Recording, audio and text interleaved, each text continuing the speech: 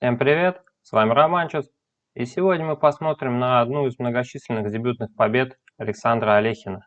Алехин играл за белых и начал Е4, Делос Клотос отвечает Е5, и после F4 у нас следует ЕФ, и это принятый королевский гамбит. После конь F3 самые сильные продолжения за черных это D6 или G5, однако в партии последовал D5, это более редкий вариант королевского гамбита.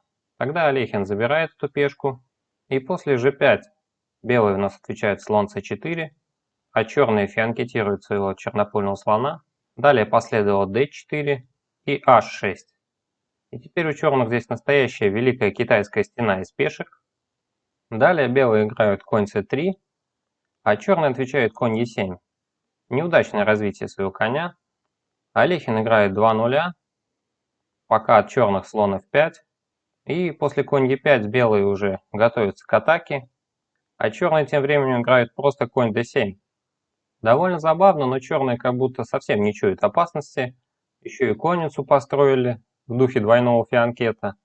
И если бы они сейчас сыграли просто 2 нуля, то была бы равная позиция. А так как король черных застревает в центре, и Алехин просто начинает на него смертельную атаку. Алехин играет d6. И сейчас для черных сразу две угрозы. Защититься от всего невозможно. Они играют конь c6. Тогда следует удар на f7. Черные прячут своего ферзя, ферзь f6. Дальше ферзь e2 шах последовало. Королю приходится отходить на f8, больше вариантов нет. Тогда Алехин забирает dc, и пешка на c7 становится очень опасной. Но пока черные закусывают пешкой на d4, но это, кстати, лучший ход, и атакуют ферзя попутно. Далее в партии последовал ферзь f2 и конь e5. Черные хотят решить все свои проблемы, просто скинуть этого коня на f7, попутно атакуют еще и слона на c4. Ну тогда Алехин сам забирает на e5, и после размена последовал конь d5, пока защищает пешку на c7. Однако черные здесь находят такой ход, как b5, кажется он очень неприятным. Александр Алехин находит здесь великолепное решение и жертвует своего коня на f4. Черные забирают его. Далее последовал слон f4. Атакованный ферзь отходит на f6. Последовал слон d5. Атакована ладья. Отходит она на e8. Далее белые играют ладья e1.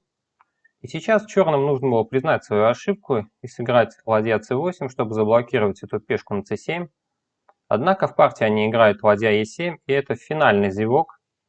Здесь Алехин находит решение слон d6, после чего черные просто сдаются. Но если, например, черные здесь бы сыграли бы ферзь d6, забрали бы этого слона, то последовал бы шах от новоиспеченного ферзя, а слон у нас на f5 связан.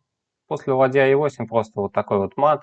Если вам понравился анализ партии, то ставьте лайки и подписывайтесь на канал, чтобы не пропустить новые видосы. Всем пока!